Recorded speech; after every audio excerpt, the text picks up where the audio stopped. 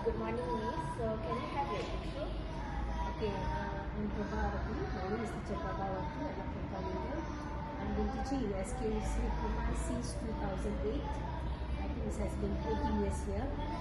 So, previously I was teaching in the afternoon session for the level of students. And now I think I almost have 6 years in morning session, and I'm teaching year 5 and 6 English language. I'm teaching English.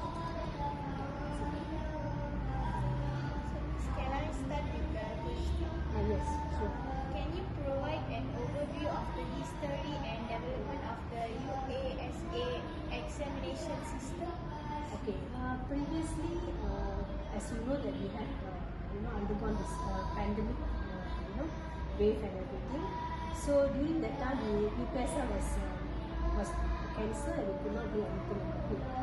So after that, they have discussed to come into conclusion. I think in 2021 they have abolished UASA.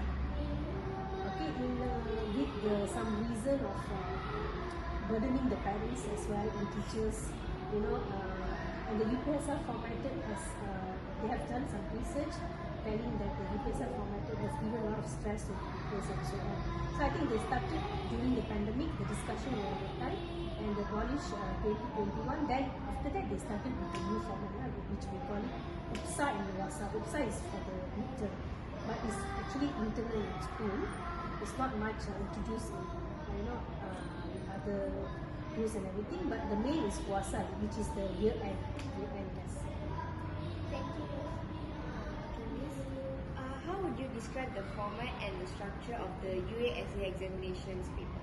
Okay, for the USA, which is year-end test, actually it's been done internally by the teachers in school. Previously was the set of papers were provided at KPM. Okay, they will give us a token for us to download the papers, and the papers will be like not similar in other schools, different type of sets of questions. Okay, and then we had problem also with the question because it's not similar, but then they have the level of the language, the level of the paper setting was not suitable for such a school. So then they decided for us, for each school to come up with their own paper.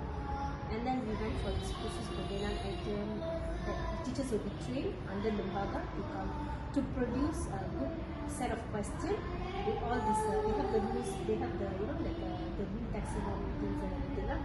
Okay, so according to the UASA paper, there'll be, I can say they have part 1 to part 7.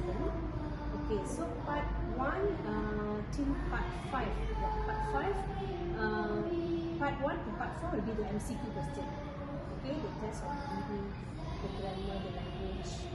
They have gap checks, but it's all MCQ. Part 1 to part 4.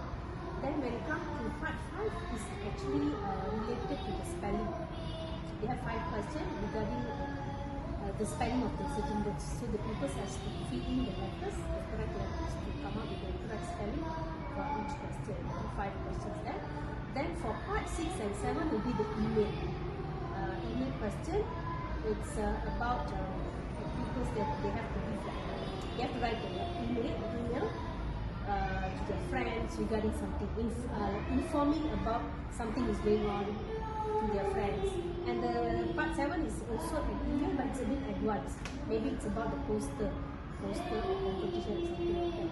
So for this UASA, they have 25 marks from part 1 to part 5, another 25 marks for the part 6 and 7. It's over 50 and times 2. I mean, if you want to get an A grade, now they have a grade, so you have to times 2 for the grade. I think that's it. So what is your opinion or thoughts about this new UASA system?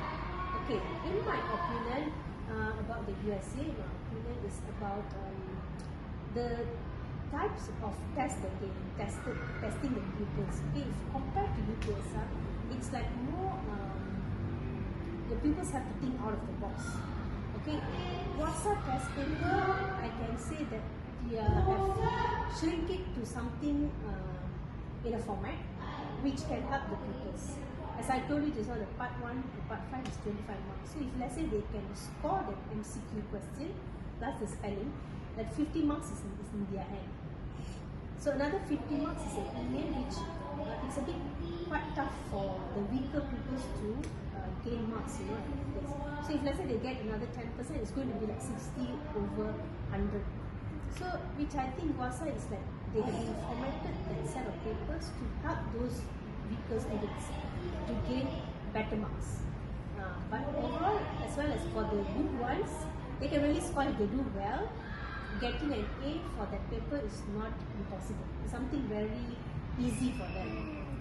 So it's to improve their position. Yeah, so my opinion is the UASA paper is to help the weaker ones, not to help those who are good. Good, they can really score it. But when it comes to the measurement, I can say that the good pupils will be won't feel that a bit challenging to answer the question. Like in UASA, you can see they have constructed sentences kind of question, and then they have give the kind of brochure, and then you have to think, give reason what should you do.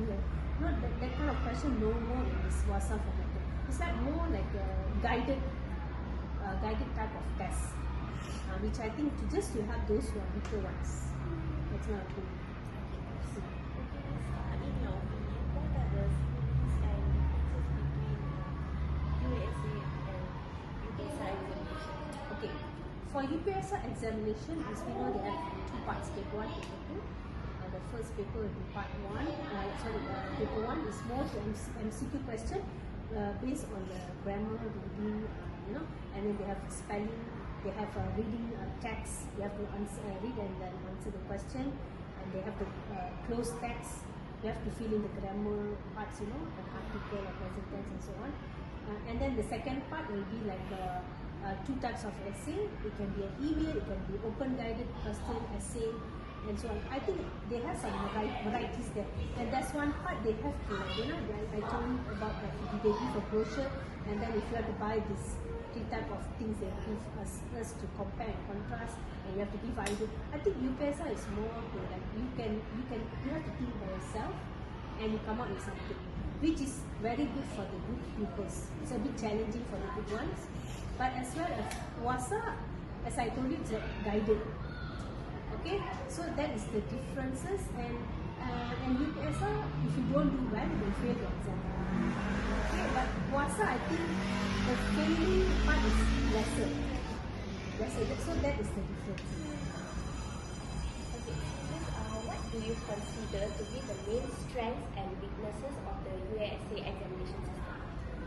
Okay, the strength, as I told you, the tests have been formatted for all, not only for the good students in towns. It's also for the kampung girls and boys to have the opportunity to score well in their tests. Okay, so that is the strength. It's like it's giving a chance to everybody which come from different background to have a same format. It's a bit close. The format is a bit close, like email and is close.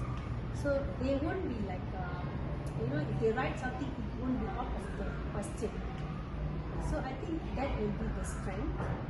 And maybe if according to ministry, maybe the failing part is lesser. As I told you, the failing part, the percentage will be lesser. You can see many people scoring very well because it's just a simple format. It's not that much complicated compared to the UPSR. It's not that stressful. And I can say the language they use is also very simple. Compared to UPSR, it's like a big standard, but now they use a very simple language. As we know that primary school they have to have B2 CFR level. So I think it's like more lenient. That will be the strength. Yes. The weaknesses? Oh, sorry. Okay, the weaknesses, it's only cater for the weak ones. So for the good ones, it's like maybe they can be quite bored. Because as like I'm teaching year 6, we used to have notebooks. They created a lot of test papers, I think. And at the end, they become very bored because it's the part 1 and part 5 is actually very easy. I can say very easy compared to this.